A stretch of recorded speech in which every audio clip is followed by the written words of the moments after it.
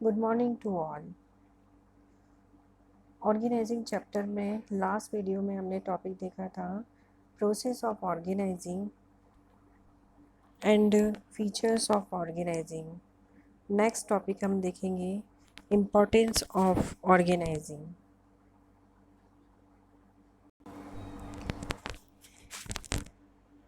Importance of organizing में firstly हम देखेंगे first point benefits of division of work and specialization. Second, clarity in working relationships. Third, optimum utilization of resources. Fourth, adoption to change. Fifth, effective administration. And last one, development of personal and expression and growth. Firstly हम देखेंगे specialisation. अब आप यहाँ picture में screen में पर आपको show हो रहा है जो कुक है वो क्या बना रहा है, चपाती बना रहा है ना। आपने देखा होगा अगर आप फर्स्टली चपाती बनाते हैं तो वो प्रॉपर शेप में नहीं आती हैं क्योंकि आपको उसे बनाने की प्रैक्टिस नहीं है। बट धीरे धीरे जैसे जैसे आप प्रैक्टिस करते जाते हैं वैसे ही ये जो चपाती है वो आपकी राउंड शेप में बनती जाती है। इट मीन्स ये कि आपको उस प्रोसेस में क्या हो गया है, स्पेशलाइजेशन हो गया है। मतलब ये कि आप उस वर्क को करने में परफेक्ट हो गए हैं। स्पेशलाइजेशन में हम देखेंगे organization makes clear division of work, every job is assigned to the right person, the scientific analysis and clarification the job results in specialization and its relates advantages, है ना। तो ऑर्गेनाइजेशन में ऑर्गेनाइजिंग प्रोसेस में हम क्या करते हैं, division of work. तो डिवीज़न ऑफ वर्क में जिन पर्सन्स को वर्क असाइन किया जाता है तो असाइनमेंट जब किया जाता है तब ये ध्यान में रखा जाता है कि जिस पर्सन को जो वर्क करने के लिए दिया जा रहा है वो उसके लिए फुली क्वालिफाइड हो, उस पर्सन को उस वर्क का पूरा नॉलेज हो और वो उस वर्क को अच्छी तरीके से परफॉर्म कर सके। तो कहने का मतलब ये है कि ये जो जॉब असाइन की जाती है वो एक तरह से राइट पर्सन को असाइन की जाती है। राइट पर्सन से मीनिंग ये है कि ये ऐसा पर्सन जो उस वर्क को करने में स्पेशलिस्ट हो।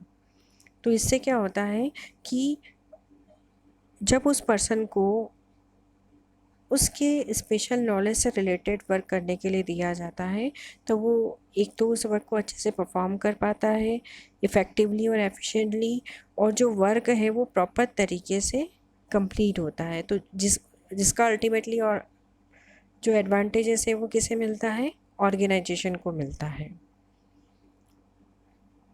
नेक्स्ट हम देखेंगे second point, clarifies authority and power. A good organization structure honors the principle of unity of command, which specifies who is to report to him. यहाँ पर प्रिंसिपल ऑफ मैनेजमेंट में हमने प्रिंसिपल पढ़ा था unity of command. Unity of command में क्या होता है, वन बॉस वन ऑर्डर, है ना।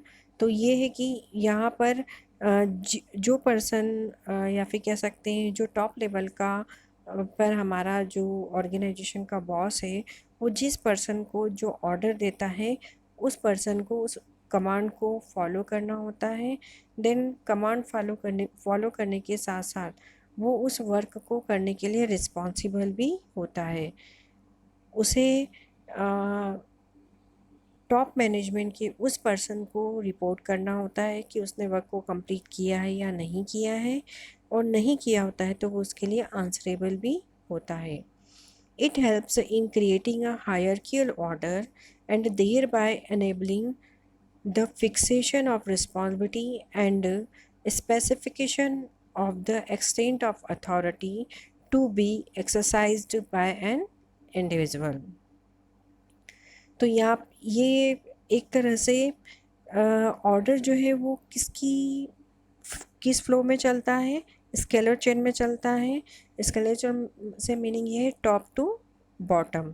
तो इससे क्या होता है कि जिस पर्सन को वर्क करने के लिए दिया जाता है वो पर्सन उस वर्क को करने के लिए रिस्पॉन्सिबल होता है। फॉर एग्ज़ाम्पल आप देखेंगे स्क्रीन पर आपको डायग्राम शो हो रहा है अथॉरिटी वर्सेस रिस्पॉन्सिबिलिटी। यहाँ पर आप रेड पर्सन को देखेंगे। रेड पर्सन जो है वो कौन है? टॉप मैनेजमेंट का पर्सन है।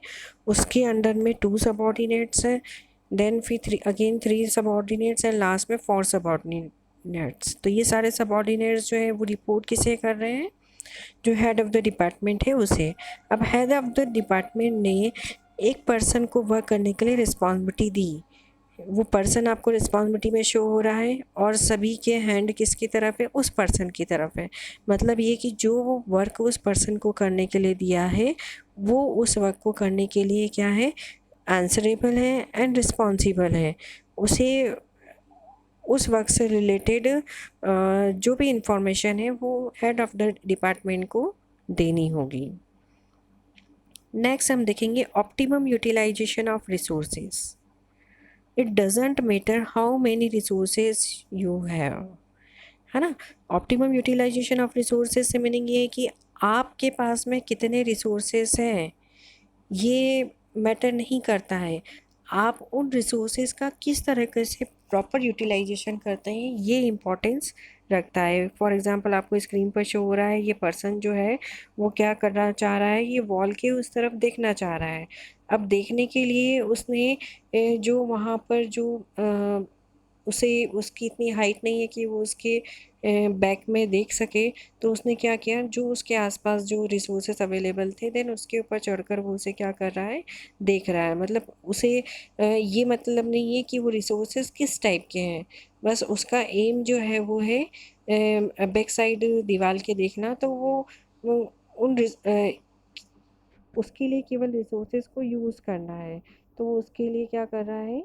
रिसोर्सेज जो उसके लिए पास अवेलेबल थे वो उनके ऊपर चढ़कर देन बैक में देखने की कोशिश कर रहा है। उसी तरह से ऑर्गेनाइजेशन में भी आप देखेंगे organizing leads to the proper uses of all material, financial and human resources.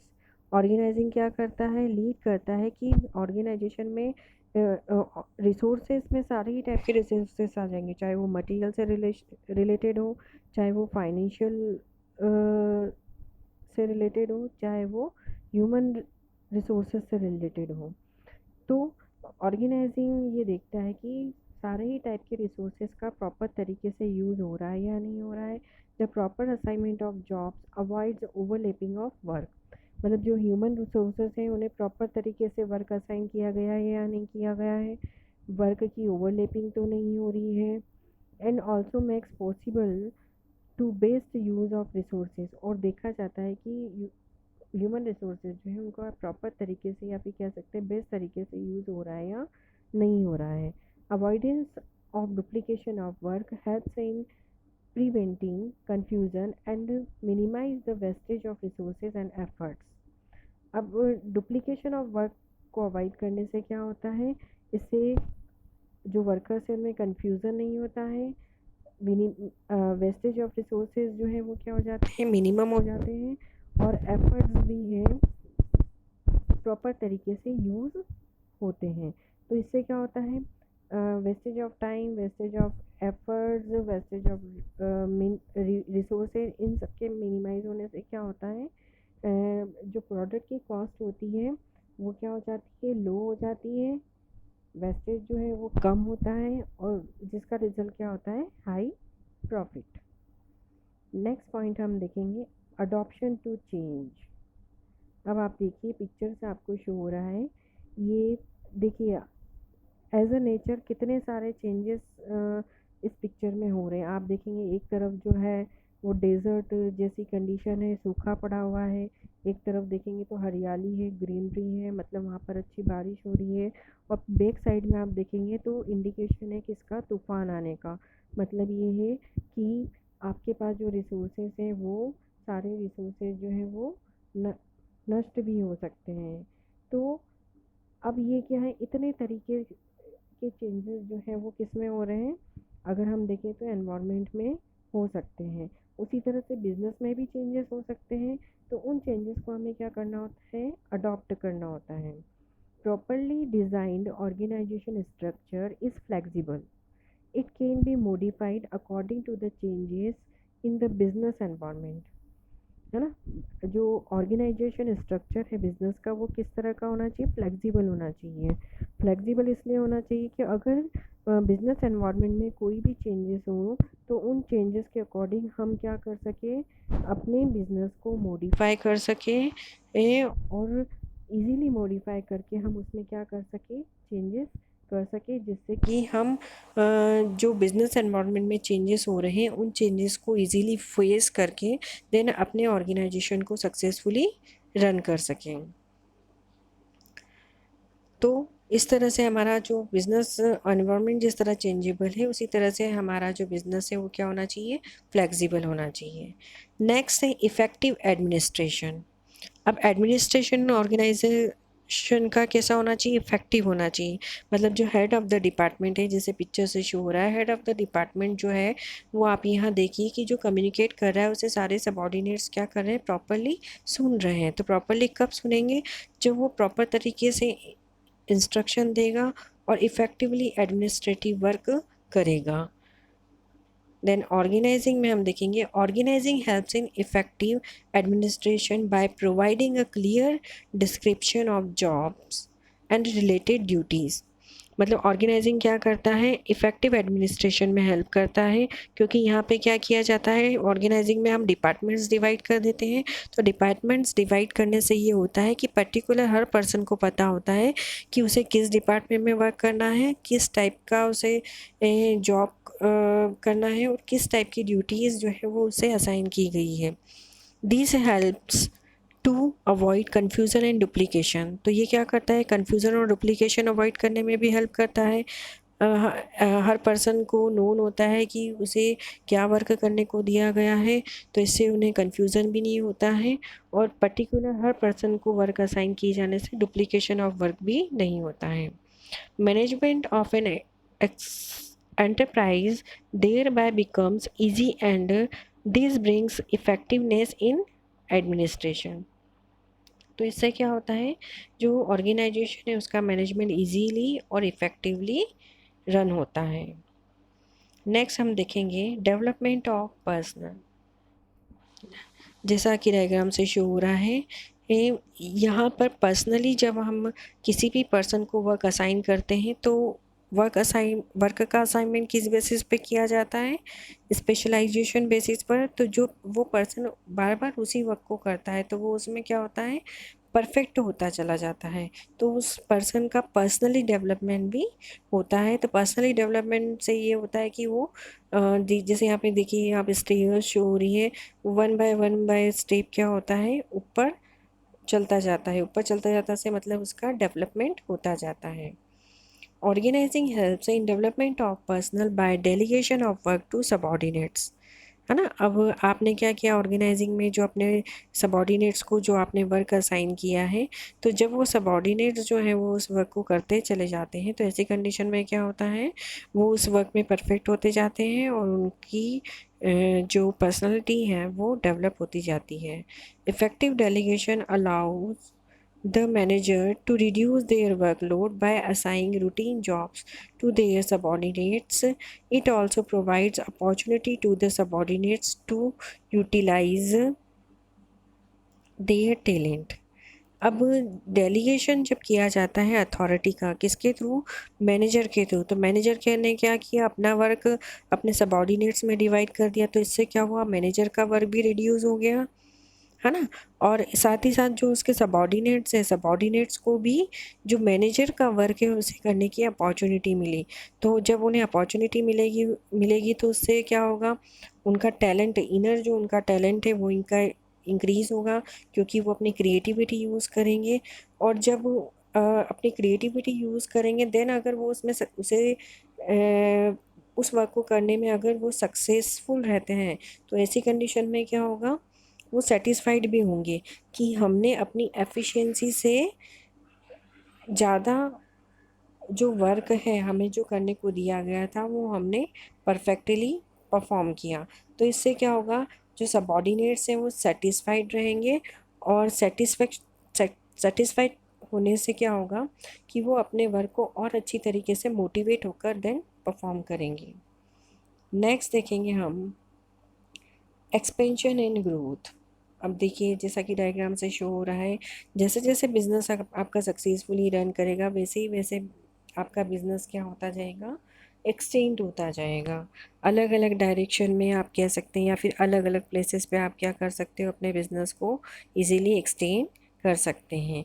Organisation provides the framework within which an enterprise can expand and grow.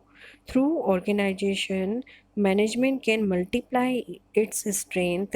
It is through a sound organization structure that may small firms have grown and become big, है ना। अब organisation अगर proper तरीके से आपने उसे frame किया है, मतलब प्रॉपर तरीके से वर्क आपने अगर अपने एम्प्लॉयज़ में असाइन किया है, तो ऐसी कंडीशन में क्या होगा, जो मैनेजमेंट की स्ट्रेंथ है वो इंक्रीज़ होती जाएगी, और ऑर्गेनाइजेशन का जो स्मॉल स्केल से आपने अपना ऑर्गेनाइजेशन स्टार्ट किया था, तो वो स्मॉल स्केल ऑर्गेनाइजेशन का जो स्ट्रक्चर है वो एक्सटेंड होता जाएगा, और वो ग्रो करके एक बिग ऑर्गेनाइजेशन में चेंज हो जाएगा। फॉर एग्ज़ाम्पल आप देखिए यहाँ पर रिलायंस का एग्ज़ाम्पल लिया है।